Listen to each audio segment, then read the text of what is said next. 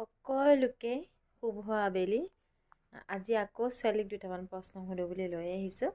এনেই থকা সময়খিনি ভাবোঁ কিবা কিবি এটা কৰি থাকোঁ, আপোনালোকৰ আগলৈও আগবঢ়াই দিওঁ।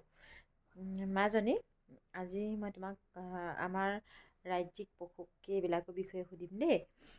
তুমি কোৱাচোন, আমাৰ ৰাজ্যিক ফল কি? আমাৰ ৰাজ্যিক ফল কাজি নেমু। গুড। আমাৰ ৰাজ্যিক পক্ষী কি? দেওহাঁহ। ৰাজ্যিক জন্তু কি? এশিঙীয়া গড়।